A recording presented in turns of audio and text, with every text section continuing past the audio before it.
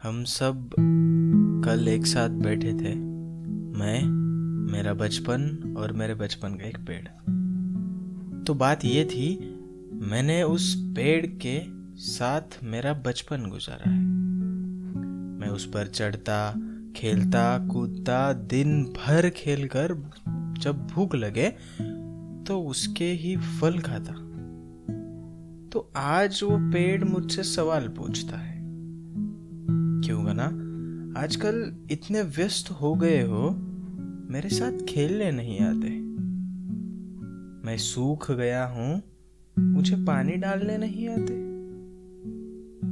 मैं आ पाता तो आ भी जाता, पर ये हो नहीं सकता। पर तुम इतने भी क्या व्यस्त हो गए, तुमने मेरे जैसे किसी को तुम्हारे घर के सामने लगाया भी नहीं।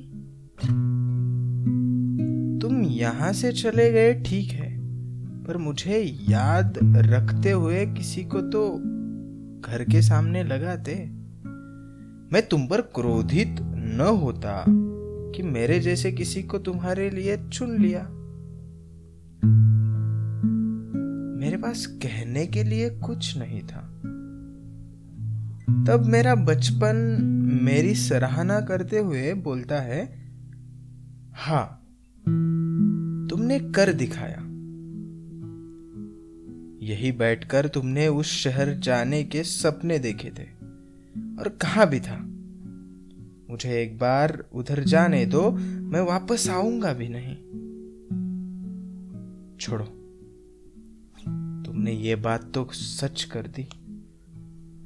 तुमने कुछ तो कर दिखाया। मैं उस पर क्या ही बोलता।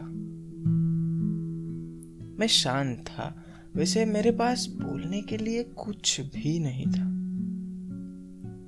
बचपन जहां गुजारा वहां जाने का तो छोड़ो, उसका विचार भी मन में न आना मेरे लिए आश्चर्यकारक था। उसी बीच मैंने कुछ देखा। उस मेरे बचपन के पेड़ के साथ एक पेड़ फल की जरूरत होती है।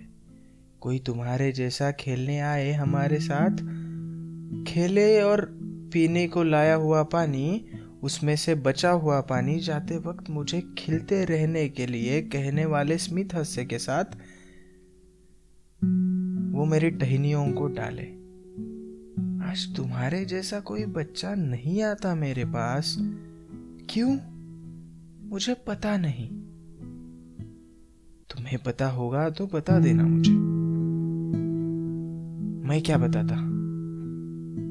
ये कि टेक्नोलॉजी ने इतनी तरक्की कर ली कि आज किसी को घर के बाहर आने की जरूरत नहीं है।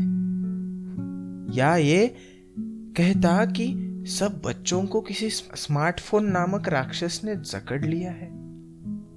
मेरे पास कहने के लिए कुछ नहीं था, क्योंकि मैं खुद इस घेरे में घिरा हुआ था, जहां स्पर्धा भी इसके लिए होती है कि किसके पास ज्यादा से ज्यादा महंगा फोन होगा, उसकी इज्जत समाज में सबसे ज्यादा होगी। ये जो मेरे बचपन का पेड़ है ना, कम से कम 100 साल पुराना होगा।